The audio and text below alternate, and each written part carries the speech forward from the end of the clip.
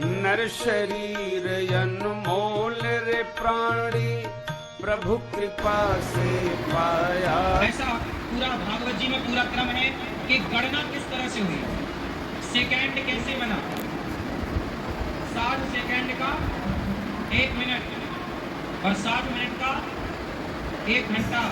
1 second कितने point का होता है? हाँ? हाँ? 1 सेकंड में कितने पॉइंट होते हैं? हाँ? 1 सेकंड कितने पॉइंट का होता है? मतलब 1 सेकंड में कितनी दूरी, मतलब क्या हो सकता है? अरे भाई, आपके मोबाइल पे ये सब चीजें हैं। 100 पॉइंट का 1 सेकंड होता है। 100 बार तेजी से नंबर बदल जाते हैं तब 1 सेकंड होता है। हाँ या ना? 100 पॉइंट का 1 सेकंड। हाँ या ना? जो मशीनें चलती हैं वो किस गति से चलती हैं? 1 सेकंड में कई बार राउंड मार लेती है ना मशीन, तब ना उसकी गति बढ़ेगी। तो 100 पॉइंट होते हैं 1 सेकंड में। 60 सेकंड का 1 घंटा, ऐसे ये सारी क्रम हमारी संस्कृत भाषा में जब ब्रह्मा जी ने बनाया तो भागवत जी ने सारा कुछ लिखित में है। पुराने जमाने की घड़ी क्या थी? आज के 200 साल पहले टाइम कैसे देखते थे बताओ? आज के 200 साल पहले समय कैसे देखते थे? सूर्य के प्रकाश से, रात्रि को चंद्रमा के प्रकाश से, तारों के होने से। अच्छा, बादल हो, बारिश का मौसम हो, ना सूर्य हो ना रात्रि को तारा चांद हो, फिर कैसे देखते थे? बोलो। बहुत बड़ा विज्ञान है ये मत समझ लेना कि पहले के लोग समय नहीं जानते थे। पूरी काल गणना थी। यदि समय नहीं जानते थे तो क्यों लिखा है कि राम जी ठीक 12 बजे प्रकट हुए? समय था तब ना बोला जाता है 12 बजे प्रकट हुए। त्रेता में भी समय की गणना थी ना, समय की गणना थी, इसलिए राम का 14 साल का वनवास। वरना कैसे पता लगते कि 14 साल हो गए कि नहीं हुए? कैसे पता लगता था कि 12 साल का पांडवों का वनवास और 1 साल का पांडवों का अज्ञातवास? मतलब पूरी गणना थी। कैसे थी? समय कैसे देखते थे पहले के लोग बताओ? शंकर जी के ऊपर जो घड़ा रखा जाता है पानी टपकता हुआ, वो उस जमाने की घड़ी थी। वो उस जमाने की क्या थी? पूरा हमारा हिंदू सनातन धर्म साइंटिफिक है। शंकर जी के ऊपर जो घड़ा रखा जाता है, जो पानी टपकता है, वो एक्चुअल में क्या है? घड़ी। उस जमाने की सूर्य अस्त। सोचिए, आज का 100 साल पुराना पंचांग देखिएगा। 100 साल पहले तो नासा भी नहीं था, ना कोई सैटेलाइट थी, ना कोई विज्ञान का नामो निशान था। 100 साल पुराना पंचांग आपको मिल जाएगा। 100 साल पुराना पंचांग देखिएगा, उसमें ये लिखा होता है कि आज की तारीख में कितने बजे सूर्य उदय हुआ और कितने बजे सूर्य अस्त हुआ। हमारे यहाँ सूर्य उदय और सूर्य अस्त का समय होता है। सोचिए, ये कैसे पता लगता है कि इतने बज के इतने मिनट इतने सेकंड में सूर्य उदय होगा? ये दुनिया को पहले पता नहीं था, ये केवल भारत के लोग जानते थे। भारत में ही पंचांग होता था और उस पंचांग को आप 10 रुपए में खरीद लो, 50 रुपए में खरीद लो, आपको घर बैठे पता चल जाता था। और पंचांग में ये समय लिखने वाले जो रिसर्च करते थे, उन्हीं का नाम ऋषि होता था। ये ऋषि परंपरा रही हमारे भारत में। रिसर्च करने वाले को हमारे भारत के ऋषि मुनि सूर्य और चांद की गति को जानते थे। नहीं जानते थे तो ये कैसे पता लगता था कि फलानी तारीख को इतने बजकर इतने मिनट पर चंद्र ग्रहण पड़ेगा? विज्ञान तो आज से आया ना साहब। नासा का गठन कब हुआ? लगभग 1900, आप ये मान लो 30 के बाद, 30, 34, 35 में हुआ, जितना मुझे ज्ञान है। कुछ आगे पीछे हो सकता है। 1930 के पहले कोई नासा नहीं था, आया ना? कोई विज्ञान की तकनीक 1903 में विमान बना सबसे पहले। राइट ब्रदर्स ने बनाया। उसके पहले 1885 में भारत के वैज्ञानिक हुए दलपदे जी, जिन्होंने विमान बना दिया था। उसी ड्राइंग को राइट ब्रदर्स ने कॉपी कर ली। चूंकि देश गुलाम था, अंग्रेजों ने ड्राइंग ले जाके उनको पकड़ा दिया। ये सब हिस्ट्री है, लिखित में है। हम कोई ऐसे लाठियां नहीं देख रहे थे, सब हिस्ट्री बोल रहे हैं भारत की। हमारे यहाँ पूरा विज्ञान था। जब साइंस नहीं एक्टिव था, जब साइंस नहीं एक्टिव था, तब भी हम भारत के लोग ये जानते थे कि सूर्य की गति क्या है, चंद्रमा की गति क्या है, पृथ्वी गोल है कि चपटी है। जरा बताओ, पृथ्वी गोल है कि चपटी है? बताओ, आपको किसने बताया कि पृथ्वी गोल है? किसने बताया? बोलो। अरे भाई, पृथ्वी गोल है। एक वैज्ञानिक ने जब सबसे पहले बोला कि पृथ्वी गोल है, तो लोगों ने उसे मरवा दिया था कि तुम गलत कह रहे हो। सारी दुनिया ये मानती थी कि पृथ्वी चपटी है।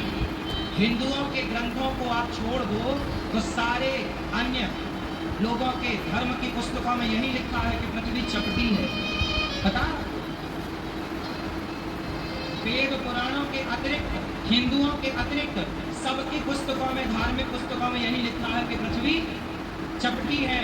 लेकिन हिंदू जब कहता था कि पृथ्वी गोल है, तो लोग कहते थे तुम गलत कह रहे हो, गोल कैसे हो सकती है? लेकिन जब वैज्ञानिकों ने सैटेलाइट से देखा ऊपर से, तो पता लगा कि पृथ्वी चपटी नहीं, पृथ्वी गोल है। तुम सैटेलाइट से देखने के बाद ये माने हो कि पृथ्वी गोल है। हमारे ऋषि मुनियों ने पहले ही देख रखा था। इसलिए हमारे भागवत जी में एक विषय है, भूगोल। क्या विषय है? भूगोल नाम ही है, भूगोल। भू मतलब पृथ्वी, गोल मतलब गोल। हमारे यहाँ भागवत जी में हजारों साल पहले लिख दिया ऋषियों ने कि पृथ्वी का आकार गोल। उसी को विज्ञान ने स्वीकार किया। तो हमारे वेद पुराण साइंटिफिक है। इसलिए हमारे यहाँ ऋषि होते हैं। कौन होते हैं? ऋषि किसे कहते हैं? जो रिसर्च करें हर चीज पर। जैसे वैज्ञानिक लोग क्या करते हैं? रिसर्च करते हैं। वैज्ञानिक भी क्या कर रहे हैं? रिसर्च। तो बस वो रिसर्च करके पता लगाते रहते हैं। ऐसे हमारे ऋषि मुनियों ने सब कुछ रिसर्च करके पता लगाकर लिख दिया। अब तुम्हें केवल पढ़ने की देर है, लेकिन तुम पढ़ भी ना पाए अपने धर्म ग्रंथों को। सब कुछ लिखा। पृथ्वी से सूर्य कितना दूर है बताइए जरा? लगभग 14 अरब किलोमीटर, लगभग। जो साइंस ने अपना दिया हिसाब किताब, वही बात तुलसीदास जी कह रहे हैं कि युग सहस्त्र योजन पर भानु।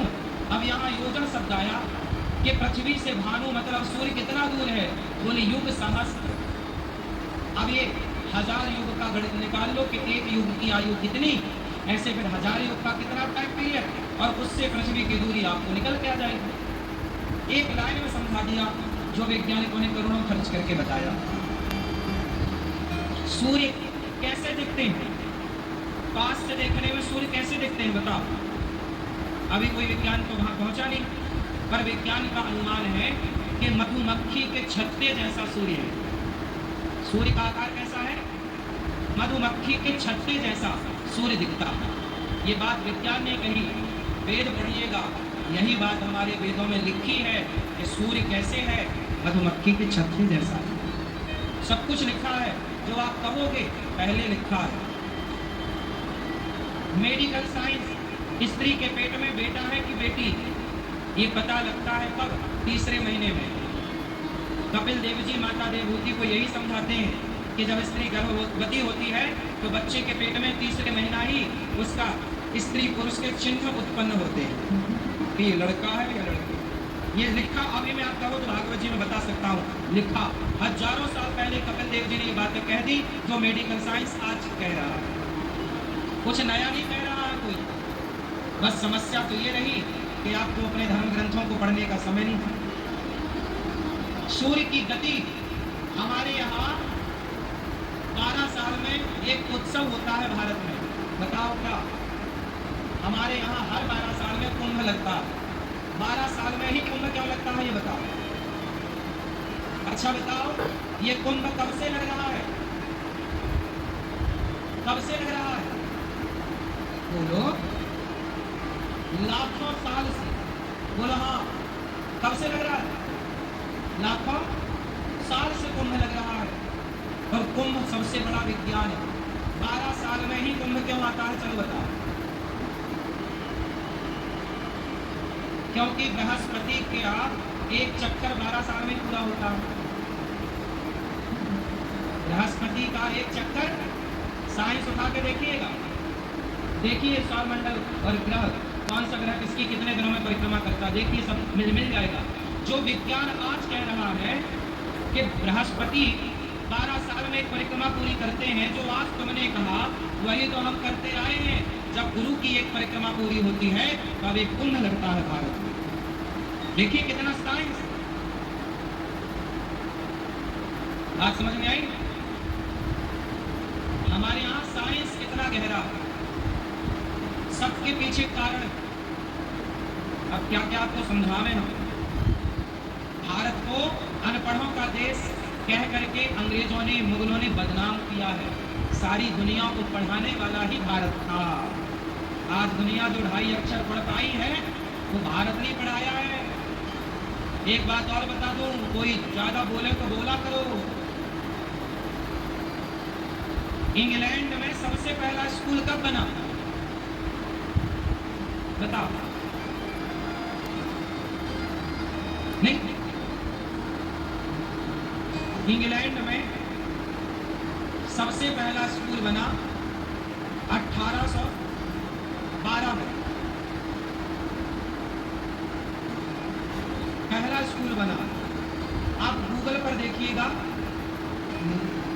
12 या 9, 1809 या 1812 यही तारीख है। सोचिए, जब इंग्लैंड में पहला स्कूल बना उस समय भारत में 7 लाख गुरुकुल एक्टिव थे। जब इंग्लैंड में पहला स्कूल की स्थापना हुई उस समय भारत में कितने गुरुकुल एक्टिव थे?